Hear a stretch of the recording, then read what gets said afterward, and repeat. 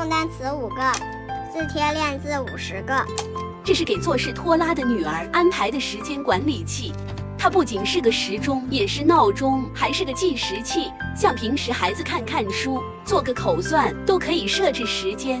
而且到点就响，配套的替换卡可以自己 DIY 学习卡，完成一项打卡一项。可视化的界面让孩子看见时间的流逝，学会珍惜时间。关键它还能当笔筒来使用。